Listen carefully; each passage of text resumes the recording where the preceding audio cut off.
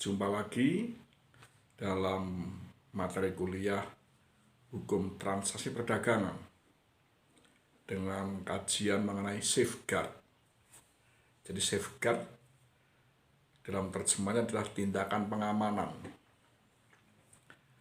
Di dunia ini sekarang, perdagangan internasional sudah tidak dapat dihindari lagi. Dan perkembangan dari negara-negara sekarang mulai ada perubahan yang semula negara agraris mulai berkembang menjadi negara industri. Negara agraris berkembang ke negara industri. Di sisi lain, kadang-kadang dua-duanya berjalan juga. Aspeknya aspek negara agraris, tapi juga pada perdagangan dan industri. Seperti halnya di Indonesia, basic kita adalah negara agraris. Tapi dalam perkembangannya, yang semula industri kita sifatnya adalah industri substitusi.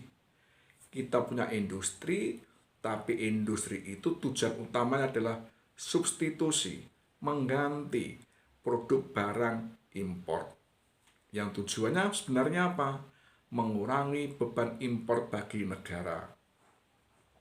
Tapi lambat laun berkembang bahwa industri kita, negara kita semakin kuat, semakin membesar, bahkan kita sudah mulai sebagai negara eksportir. Demikian pula sekarang ini banyak negara sebagai negara agraris, juga termasuk negara yang sudah mulai punya industri, yang mana industrinya sudah mulai berkembang untuk kebutuhan dalam negeri dan ekspor. Sehingga nantinya semakin banyak negara terjadi saling ekspor dan impor. Itu kenyataan yang tidak akan terhindarkan. Kemudian, dalam perdagangan kita sekarang ini, adanya organisasi namanya WTO, World Trade Organization, yang mana secara sah berdiri 1 Januari tahun 1995. Dalam organisasi WTO ini sebenarnya tidak berdiri baru sebagai WTO, tetapi mengalami perkembangan yang semula dulu-dulunya ada namanya GATT, General Agreement on Tariff and Trade. Jadi GATT ini, General Agreement on Tariff and Trade ini adalah suatu konvensi internasional yang mengatur masalah perdagangan dan tarif. Arti perdagangan kita ketahui bahwa perdagangan internasional antar lintas negara. Sedangkan arti trade adalah arti tarif adalah mengenai tarif atau biaya masuk. Bahwa kenyataan setiap barang dari negara lain masuk ke suatu negara atau produk barang impor itu pasti dikenakan namanya biaya masuk sebagai tarif biaya masuk. Bahasa awamnya apa? Bahasa awamnya kadang-kadang diterjemahkan sebagai pajak impor. Padahal maksudnya adalah tarif masuk. Dikenakan tarif tadi tujuannya apa?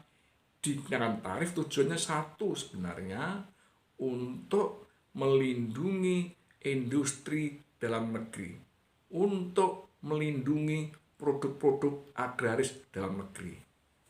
Itu gunanya tarif pada mulanya. Tapi dalam pergeseran, selama ini akhirnya apa? Tarif itu juga ditujukan untuk pendapatan nasional, untuk pendapatan negara importir, sehingga masuk APBN. Kemudian yang namanya GATT ini dalam perkembangannya yang hanya ngatur perdagangan barang saja dinilai nggak cukup. Karena dalam perkembangannya perdagangan internasional tidak hanya berdagang barang saja, tetapi juga berdagang jasa atau servis. Dan juga di dalamnya ada aspek TRIPS. TRIPS adalah suatu aspek perdagangan berkenaan dengan barang-barang, benda-benda tidak berwujud yang berupa apa? Berupa hak kekayaan intelektual. Jadi dalam WTO ini sudah berkembang tidak lagi hanya berdagang barang saja, tapi juga berdagang masalah jasa, service. Juga yang ketiga adalah berdagang masalah aspek hak kekayaan intelektual. Berdagang apa? Ya ada mereknya, ada paten, ada hak cipta, desain industri, dan seterusnya. Bahkan dalam WTO juga mengatur masalah perdagangan barang yang palsu atau dipalsukan. Jadi sekarang ini dalam WTO yang diatur adalah perdagangan barang, jasa, dan aspek HKI atau TRIPS. TRIPS adalah Trade Related Aspect Intellectual Property Rights. Termasuk dalamnya apa? Perdagangan barang-barang yang dipalsukan atau palsu. Jadi, adalah WTO yang ada sejak tahun 1995 mulai 1 Januari. Keberadaan WTO tadi itu tidak menghilangkan konvensi-konvensi GATT, tidak menghilangkan konvensi tentang General Agreement on Tariff and Trade. Jadi tidak menghilangkan, tidak menghapus aturan-aturan yang ada dalam GATT yang mengatur masalah apa? Masalah perdagangan umum terhadap barang dan tarif. Tarif biaya masuk barang yang diimpor maksudnya. Nah, sekarang mengapa ada namanya safeguard? Adanya safeguard sebenarnya itu tujuannya adalah ingin melindungi industri dalam negeri. Nah, jadi artinya apa? Safeguard itu adalah tindakan pengamanan yang dilakukan oleh negara importir. Safeguard adalah tindakan pengamanan yang dilakukan oleh negara importir. Bagaimana untuk bisa melakukan namanya safeguard? Yang pertama adalah adanya tindakan safeguard bisa dilakukan jika ada namanya kerugian atau ada namanya potensi kerugian, ancaman kerugian bagi industri dalam negeri importir. Jadi kalau ada gejala-gejala merugikan negara importir, industrinya importir, adanya ancaman kerugian bagi negaranya importir, maka itu sudah dapat dijadikan sebagai cara untuk melakukan tindakan pengamanan atau safeguard. Nah, sekarang kriterianya apa? Kriteria tindakan pengamanan atau safeguard ada beberapa hal. Yang pertama adalah bahwa tindakan pengamanan atau safeguard hanya dapat dilakukan oleh negara.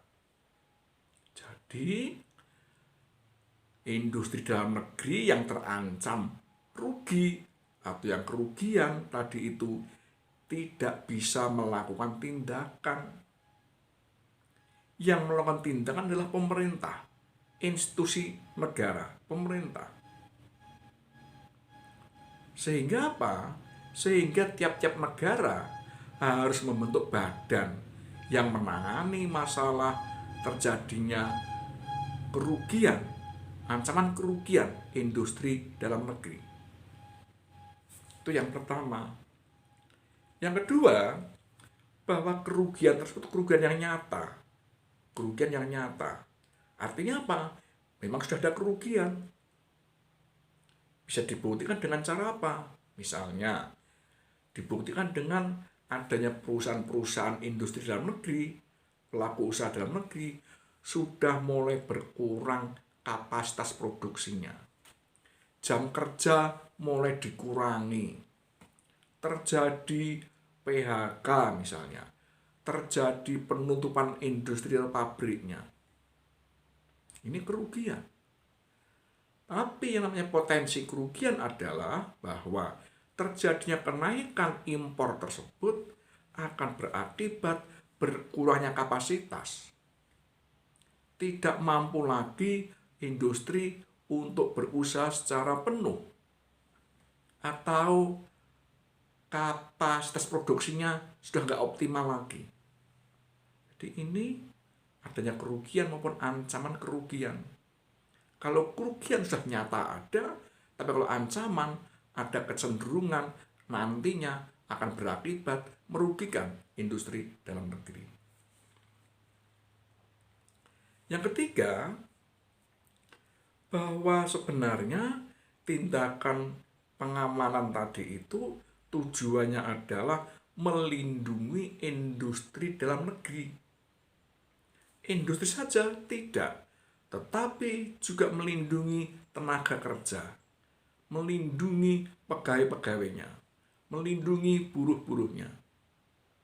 Maka sebenarnya yang dapat mengadukan adanya kerugian negara importir terhadap industri tertentu itu bisa kalangan industri pelaku usaha itu juga termasuk bagi karyawan atau buruhnya yang mulai misalnya dirumahkan, mulai mengurangi jam kerja, mulai di PHK.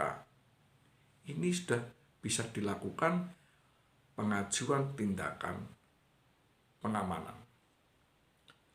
Yang keempat, bahwa di dalam negeri tadi yang mengimpor tadi itu terdapat barang sejenis, produknya sama atau sejenis. Misalnya apa? Di Indonesia ada pabrik keramik lantai atau keramik tegel keramik misalnya. Impor dari Cina ke Indonesia, impornya juga tegel keramik. Sama, mungkin ukurannya beda, mungkin ketebalan glasirnya beda, mungkin motifnya beda. Enggak masalah. Itu dianggap sejenis, sama atau sejenis. Sehingga apa?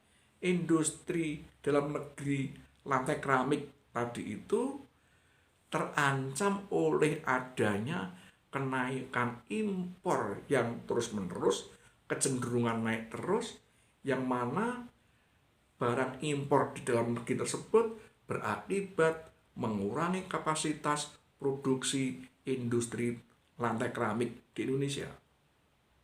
Jadi harus sejenis.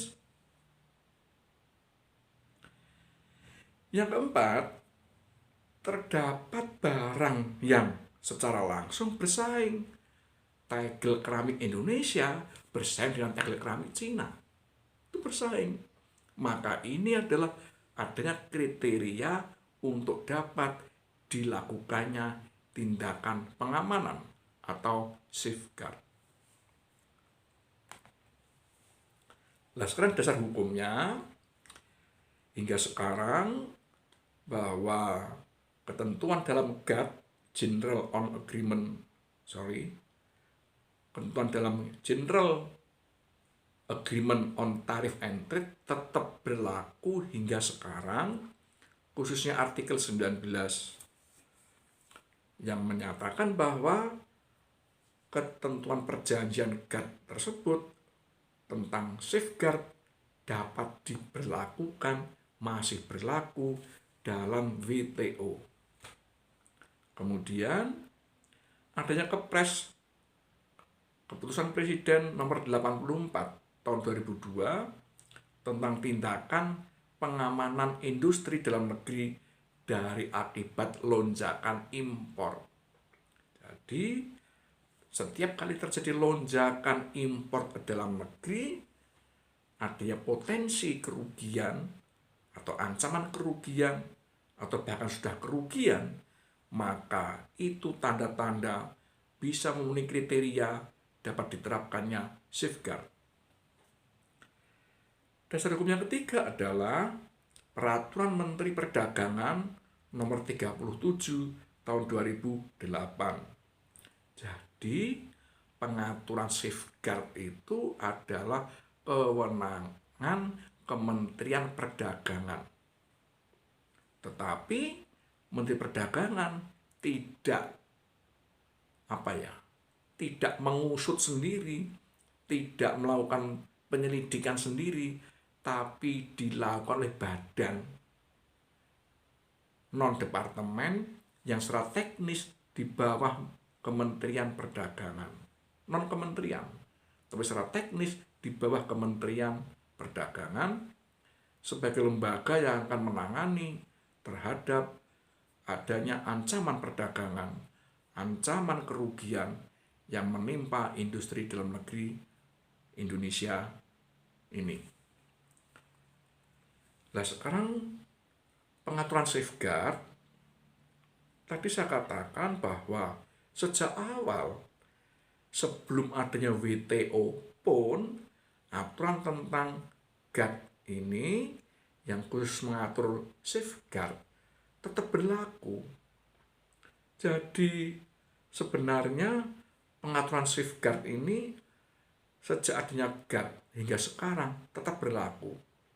Hanya perkembangannya dasarnya adalah adanya perundingan-perundingan di Uruguay, termasuk terakhir di Marrakesh, Maroko, yang menyatakan bahwa adanya GATT perlu ditingkatkan agar tidak sekedar ngatur perdagangan barang, tapi juga ngatur masalah perdagangan jasa, termasuk perdagangan aspek HKI atau TRIPS, Trade Related Aspect Intellectual Property Rights. Jadi perdagangan dari aspek hak kekayaan intelektual, meliputi merek, hak cipta, paten, desain industri, dan macam-macam. Bahkan termasuk mengatur masalah perdagangan barang palsu dan dipalsukan. Jadi terhadap counterfeit goods, barang-barang yang palsu atau dipalsukan, maka WTO punya kewenangan itu. Nah, sekarang mengenai bagaimana dengan pelaksanaan safeguard dalam perdagangan internasional. Jadi kalau ada negara, terutama industri dalam negerinya, ada tanda-tanda dirugikan, ada tanda-tanda ada ancaman kerugian dengan makin meningkatnya impor dari luar negeri terhadap barang sejenis, maka itu sudah dapat mulai dilakukan namanya penyelidikan. Penyelidikan apa? Penyelidikan atas kecurigaan, rasa dirugikan, ada namanya ancaman kerugian dari industri dalam negeri.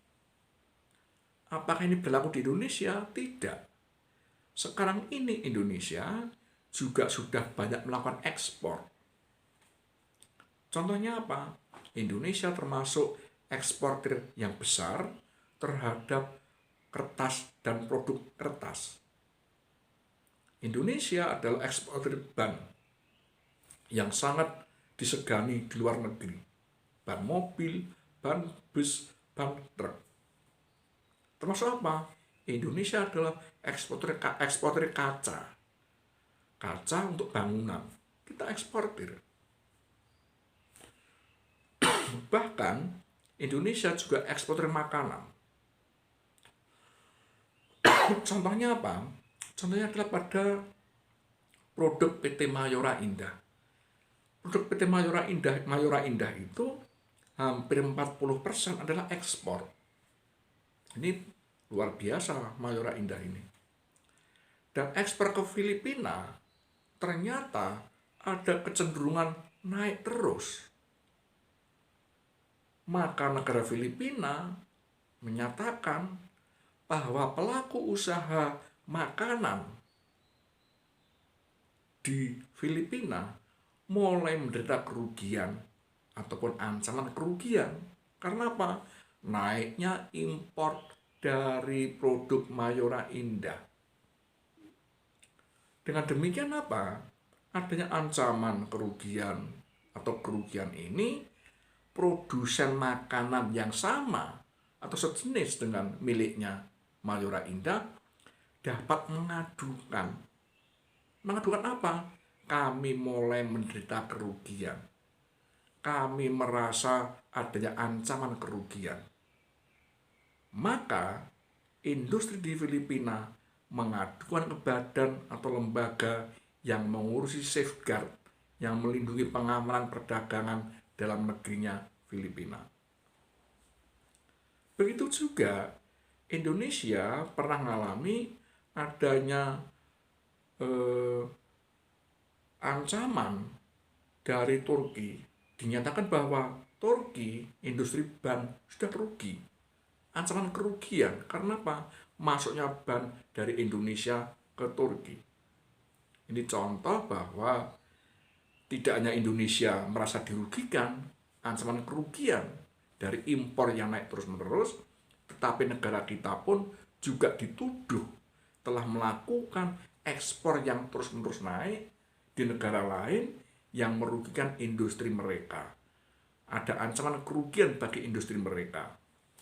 Nah, disinilah maka perlu mempelajari pentingnya safeguard. Ya. Kemudian mengenai syarat-syarat penerapan safeguard, yang pertama adalah anggota dapat memohon tindakan pengamanan atas suatu produk jika produk yang diimpor menimbulkan kerugian atau ancaman kerugian secara langsung terhadap barang sejenis produksi intern masing-masing. Yang kedua, tindakan safeguard akan diterapkan pada produk yang diimpor tanpa dilihat dari sumbernya mana. Jadi hati-hati, kadang-kadang negara kita mengimpor, tetapi itu barangnya muter dulu. Jadi kadang-kadang produknya kita impor dari Cina, tapi tidak semua langsung dari Cina, muter dulu lewat Singapura. Jadi produk Cina diekspor ke Singapura, Singapura diimpor Indonesia. Ini termasuk caranya apa? Memutar, tidak langsung. Lagi misalnya, produk ban Indonesia diekspor ke Turki. Ada yang langsung ke Turki ekspornya, tapi kadang-kadang melalui negara lain. Diekspor ke negara lain, diterima di negara lain, baru diekspor ke negara Turki. Itu nanti juga dapat diperhitungkan sebagai produk yang berasal dari Indonesia, sebagai source of origin, sebagai asal aslinya dari mana barangnya. Inilah pengantar untuk adanya safeguard.